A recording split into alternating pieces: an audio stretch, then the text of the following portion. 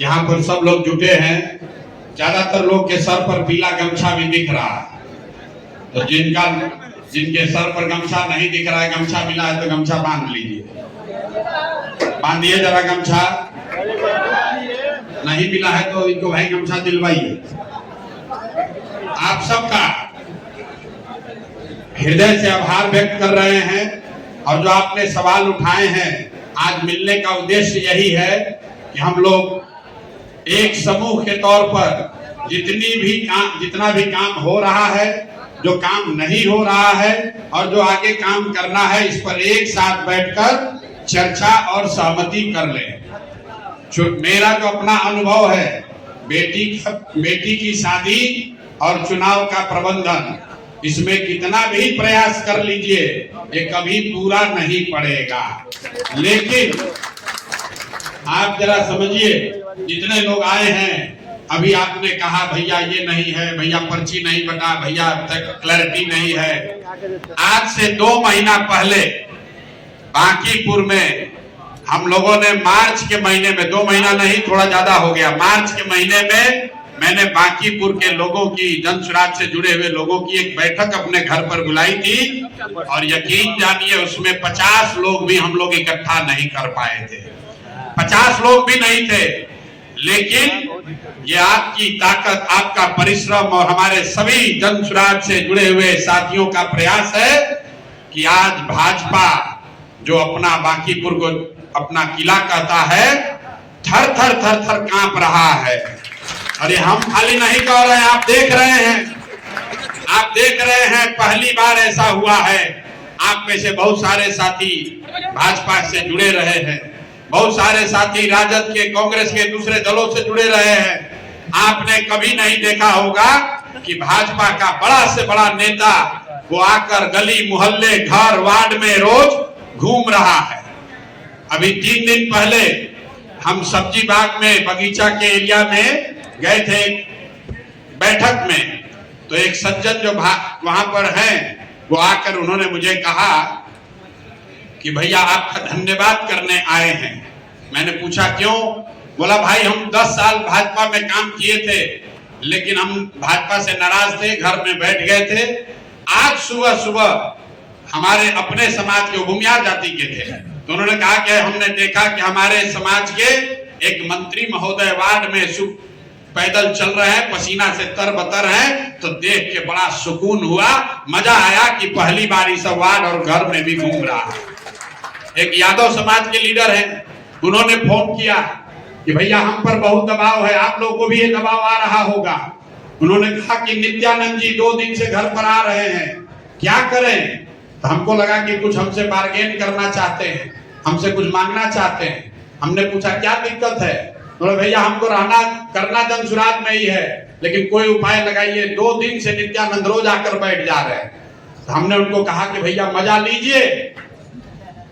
लीजिए, कल तक वार्ड का नेता भी आपको नहीं पूछ रहा था, अब केंद्रीय मंत्री आकर आपके घर बैठ रहा है। ये आपकी ताकत है, ये जन स्वराज की और आपकी ताकत है, और इसका परिणाम आपको 3 तारीख तक 3 को दिखेगा। लेकिन 3 को तब दिखेगा जब ये सारे लोग जो हम लोग इकट्ठा हुए हैं, अलग अलग विचारधारा के, अलग अलग दलों से लोग आए हैं, अलग अलग पृष्ठभूमि से आए हैं, तो इसका समागम होने में थोड़ा कंफ्यूजन हो सकता है, क्लैरिटी नहीं हो सकती है। तो सबसे पहले जो हमारे सज्जन वार्ड नंबर 29 से भाई साहब ने जो पहला सवाल उठाया कि बड़ा कंफ्यूजन है कि हम लोग तो पहले बूथ का अध्यक्ष 2-2 को बना दिए, उसके बाद ये बूथ कमेटी बन गया, ये अब अड्डा कहां से आ गया। मैं चाहता हूं कि अगले 10 मिनट में हम लोग पहले पूरी संरचना को समझ लें और ये समझ लें कि अगले 7 दिन में कौन क्या काम कर रहा होगा और उसको काम करने के लिए क्या कुछ सुविधा दल की ओर से मिलेगी। तो थोड़ा इत्मीनान कर लेना है, 7 दिन बहुत होता है। इतनी बड़ी संख्या में जो लोग हैं, इनके लिए 7 दिन ज्यादा नहीं है, ये कम नहीं है। तो सबसे पहले जो सीनियर साथी लोग हैं, जो राजनीति पहले से कर रहे हैं, वार्ड में राजनीतिक प्रभाव रखते हैं, ऐसे हर वार्ड में 15-20 लोग जन स्वराज के साथ आज जुड़े हुए हैं। बहुत सारे लोग वार्ड कमेटी के मेंबर बन गए हैं लेकिन बहुत सारे लोग आप जैसे जिन्होंने ये कहा ना भैया हम राजद में हैं, लेकिन 30 तारीख तक जनसुराज के साथ है, जनसुराज के साथ नहीं है तो प्रशांत किशोर के साथ है, और अगर दोनों के साथ नहीं है तो इस बिहार के इस सोच के साथ है कि सम्राट चौधरी को इस बार पटक देना है। ठीक है ना भाई?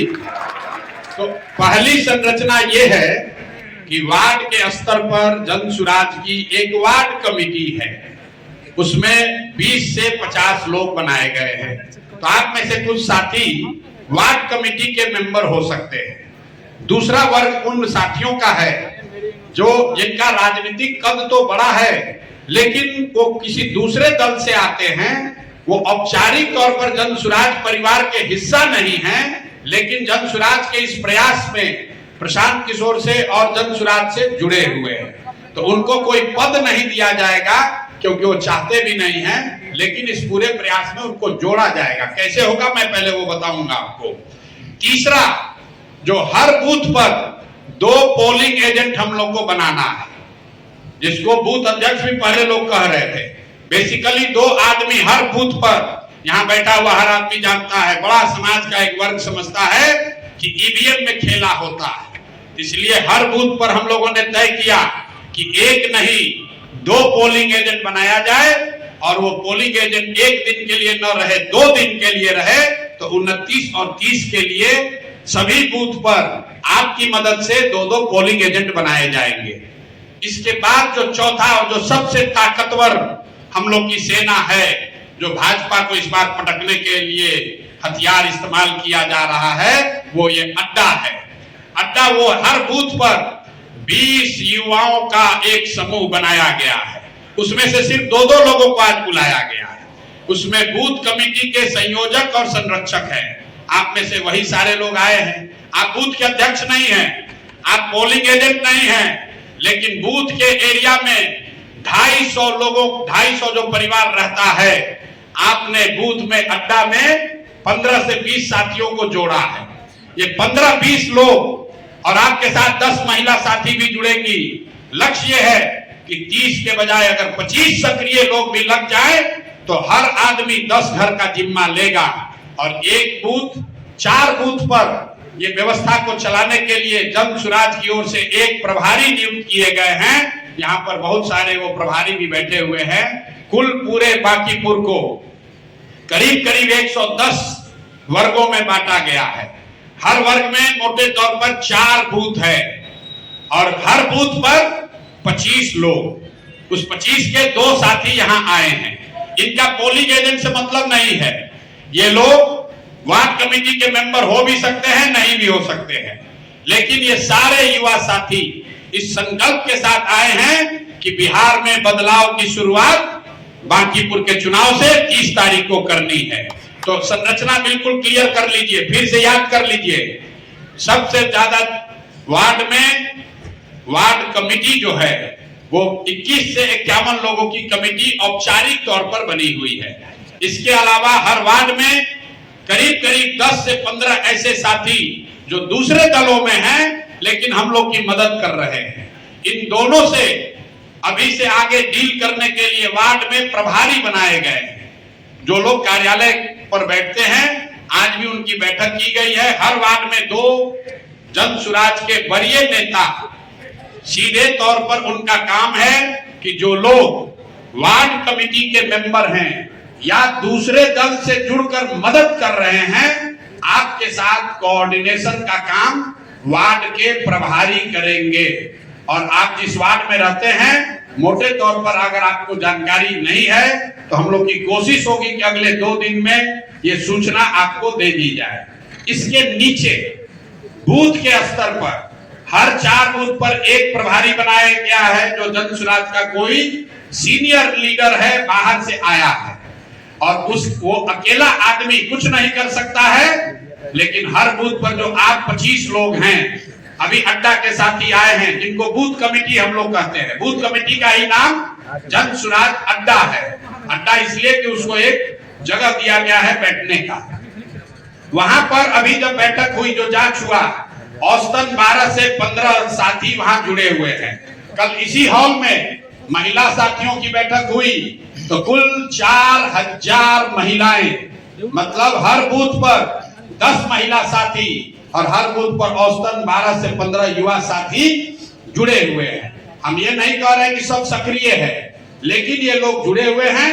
अब हम लोग की जिम्मेवारी है कि उसको एक व्यवस्था बनाकर अगले 5-7 दिन में जमीन पर उतारा जाए काम करने के लिए। तो संरचना को लेकर वार्ड कमेटी के अलावा 5 से 10 लोग जो स्थानीय नेता हैं, जो जन सुराज के हिस्सा नहीं है लेकिन मदद कर रहे हैं। तीसरे स्तर पर जो 4-4 बूथ पर एक वार्ड के सेक्टोरल प्रभारी हैं जो जन सुराज के बड़े नेता हैं, और 4 बूथ पर हर बूथ पे बूथ कमेटी जो बनी है वो 20-20 युवाओं की है और 10 महिलाओं की है।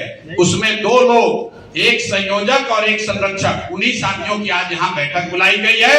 अब जो 15-20 लोग आपके बूथ में हैं, उनको सक्रिय करने के लिए जो व्यवस्था बनानी है वो आपके नेतृत्व में की जाएगी। अब उस बूथ पर आप ही प्रशांत किशोर हैं, आप ही जन सुराज है, वहां 20 साथियों को आप ही सक्रिय करेंगे।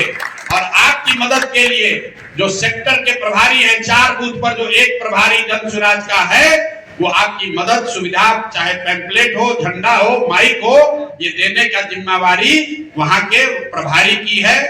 अभी अगर आपको सूचना नहीं है तो कोशिश हम लोग की होगी कि अगले 24 घंटे में आपको पता चल जाए कि आपका सेक्टर प्रभारी, आपके बूथ का प्रभारी कौन है, जो कि व्यवस्था को देखेगा। बाहर से जो लोग आए हैं प्रभारी, वो व्यवस्था के लिए है।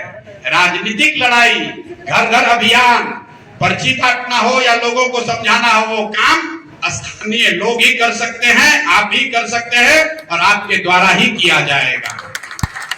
एक जो आपने सवाल उठाया कि पर्ची दूसरे लोग बांट रहे हैं, हम लोग नहीं बांट रहे हैं, ठीक बात है। पर्ची हम लोग बांटेंगे, ये पार्टी का आप कह सकते हैं कि स्ट्रेटेजिक निर्णय है। हम लोगों ने बहुत गहन चिंतन मनन करने के बाद ये तय किया है कि पहले भाजपा को पर्ची बांट लेने दीजिए। क्यों? क्योंकि हम लोग का सिंबल नया है। जब भाजपा पर्ची बांट रही है तो हम लोग भी पर्ची बांटने जाएंगे, उसमें घोलमेल हो जाएगा। पहले इनको 3 दिन में पूरा पर्ची बांट लेने दीजिए। हम लोग पर्ची बांटना 24 तारीख से शुरू करेंगे, पूरी उसकी तैयारी है। पर्ची के तौर पर एक लिफाफा, मेरी ओर से एक व्यक्तिगत लिखा हुआ पत्र और मतदाता का पर्ची, और हर घर के लिए एक नहीं 2 बार पर्ची देने की व्यवस्था की गई है। जो आपके जो नीचे के टीम है, और ये काम पूरी तरीके से जो बूथ कमेटी के साथी आए हैं, जो संयोजक है, संरक्षक है, इनको करना है। जो बूथ अध्यक्ष बना है, पोलिंग एजेंट जो बन रहा है, उसका काम नहीं है। जो बूथ पर 25 लोग को हम लोग तैयार कर रहे हैं, इन 25 लोगों के जिम्मे ही ये काम है कि 2 दिन में पर्ची को एक बार सारे लड़के, सारे युवा साथी बांटेंगे और दूसरी बार फिर महिलाएं लेकर उसको जाएंगी, ताकि हर घर में 2 बार पर्ची जरूर पहुंच जाए। ये इसलिए जरूरी है कि बहुत सारे लोगों को जन सुराज पता है, बहुत लोगों को प्रशांत किशोर पता है, लेकिन उनको स्कूल का बस्ता छाप नहीं पता है। तो आपसे भी मैं अनुरोध करूंगा कि स्कूल के बस्ता छाप के साथ साथ क्रमांक संख्या 9 जो है, ये घर घर दिमाग में बैठाना है। स्कूल का बस्ता शायद कई लोगों को याद नहीं होगा, लेकिन जो बिल्कुल ग्रामीण क्षेत्र है या ऐसे लोग हैं जो राजनीतिक तौर पर जागरूक सक्रिय नहीं है, उनको क्रमांक संख्या 9 हम लोग को याद कराना है। तो ये 24 तारीख से शुरू होगा। 5 दिन का कार्यक्रम बूथ में हम लोग करेंगे, बूथ क्षेत्र में 5 दिन का कार्यक्रम बूथ क्षेत्र में करेंगे। एक दिन जन सुराज जन संपर्क यात्रा, जो 25 साथी हैं बूथ पर, वो लोग अपने वार्ड के, अपने बूथ के एरिया में पैदल मार्च करेंगे और मार्च करते हुए 100 घरों में एक पैम्पलेट जाकर डालेंगे कि क्यों जन सुराज को जीतना है, क्यों जन सुराज को वोट देना है। ये काम 24 या 25 को आपके एरिया में, आपके वार्ड में किया जाएगा। फिर उसके बाद 2 दिन सिर्फ और सिर्फ पर्ची बांटने का काम किया जाएगा। 2 दिन में हर बूथ कमेटी को, अड्डा और बूथ कमेटी एक ही चीज है। बूथ कमेटी के 20 साथी 2 दिन के अंदर पर्ची अपने बूथ एरिया में पर्ची को बांट देंगे। पर्ची के साथ साथ मेरा एक पत्र भी होगा जो उनको दे देंगे, वो एक ही लिफाफे में होगा। 2 दिन का हो गया। तीसरे दिन 3 दिन हो गया, 2 दिन पर्ची और 1 दिन जन सुराज जन संपर्क संवाद, 3 दिन का काम हो गया। चौथा दिन हम लोग बूथ एरिया में, जैसे यहाँ बैठक हम लोग पूरे बांकीपुर का कर रहे हैं, हर वार्ड में 2 या 3 वार्ड का क्लस्टर बनाकर वहां पर पूरी बूथ कमेटी की, टोटल 8000 लोग हैं, तो हर बूथ कमेटी की पूरी बैठक वहां, जैसे आप पगड़ी बांध कर निकले हैं वैसे पगड़ी बांधकर सारे बूथ कमेटी के लोग निकलेंगे और एक जगह इकट्ठा होंगे लोकल स्तर पे, जहां मैं भी आऊंगा और वहीं पर हम लोग एक संवाद करके उनसे भी एक बार मिलने का अवसर मिलेगा। और 5वें दिन एक दिन पूरा बांकीपुर में हर वार्ड में हर बूथ में एक साथ पूरा ढोल नगाड़ा बैनर पोस्टर, 5वां दिन ये 28 तारीख को सब लोग एक साथ करेंगे। एक 5 दिन का कार्यक्रम है। 24, 25, 26 2 दिन पर्ची बांटने के लिए, 27 तारीख को आपके एरिया में आपके साथ हम लोग की बैठक के लिए, और 28 तारीख को माहौल के लिए बैनर पोस्टर झंडा मोटरसाइकिल जो भी लगाना है सब 28 तारीख को एक बार झोंका जाएगा कैंपेन बंद होने से पहले। तो कुल 5 दिन की व्यवस्था है। अब 5 दिन में अभी हम लोग, आज तारीख है 21 तारीख है, कल है 22, तो कल आपसे, अभी इन्होंने ट्रेनिंग में बताया भी होगा, आपसे एक ही अपेक्षा है, आज जाइए और आज अपने बूथ के प्रभारी से परिचय कर लीजिए, और जो सेक्टर प्रभारी यहाँ जन स्वराज के आए हैं, आपसे भी मेरा आग्रह होगा कि आज शाम या कल सुबह आप लोग अपने बूथ के एरिया में जो संयोजक और संरक्षक है उनकी बैठक कर लीजिए। उस बैठक के बाद आज आपको एक झोला में 25 घर की जिम्मेवारी दी गई है। कल दिन भर में हर व्यक्ति को 25 घर में जाना है और वहां पर जन स्वराज का स्टिकर लगाकर आना है। अगर हम लोग कल 25 भी कर लेंगे तो यहाँ आए हुए 1000 लोग हैं, टोटल 1000 लोग, अगर कल 25 घर हम लोग करेंगे तो 25000 घर, मतलब आधा बांकीपुर कल एक दिन में हम लोग को ठोक देना है। और कल जो आप 25 घर जाएंगे, सबको आज इन्होंने सिखाया होगा, घर पर बैठिएगा तो वहां से फेसबुक पर उसको डालना है कि आप घर पर गए हैं। जो साथी इस काम को कल कर पाएंगे, परसों से उनकी व्यवस्था चालू हो जाएगी। मतलब आपके नेतृत्व में 20 लड़कों की, 20 युवाओं की टीम 23 तारीख से लेकर 30 तारीख तक काम करेगी और उनकी जो व्यवस्था है वो आपके माध्यम से प्रभारियों के द्वारा आगे दी जाएगी। सबको क्लियर है भैया? सबको क्लियर है? आज आप यहां से जा रहे हैं, आज आपने पूरी संरचना समझ ली। संरचना समझने के बाद आज रात तक आपको अपने बूथ प्रभारी से संपर्क स्थापित करना है, या बूथ प्रभारियों को अपने बूथ के संयोजक और संरक्षक दो जो साथी हैं उनसे बात कर लेनी है। कल हम लोग दिन में 22 तारीख को एक दिन में 25000 घर पहुंचने का लक्ष्य है। एक साथी को कल 25 घर मेहनत करना है। 25 घर करने के लिए करीब 4 घंटे लगेंगे। तो अगर आप कल जीवन का 4 घंटा जन स्वराज के लिए निकाल लीजिए तो कल हम लोग आधा बांकीपुर पूरा कर लेंगे। आप सारे राजनीतिक लोग हैं, रोज भाषण सुन रहे हैं। हम लोग 3 कारण बता रहे हैं कि क्यों इस बार जन स्वराज को जिताना है और जन स्वराज को जिताने के साथ साथ भाजपा को क्यों हराना है। तीनों कारण याद है। पहला कारण है कि इस बार अगर बांकीपुर में भाजपा हारी तो सम्राट चौधरी की जगह कोई बेहतर आदमी बिहार का मुख्यमंत्री बन जाएगा। इसलिए हम लोग को भाजपा को, जोर से बोलिए, सम्राट चौधरी को हटाकर किसी अच्छे आदमी को, चरित्रवान काबिल आदमी को मुख्यमंत्री बनाना है तो भाजपा को 30 तारीख को हराना है। दूसरा, भाजपा का राजनीतिक अहंकार तोड़ना है। कहता है कि कुत्ता बिल्ली को खड़ा करेंगे तो भी वोट मिलेगा। इस अहंकार को तोड़ना है तो 30 तारीख को भाजपा को हराना है।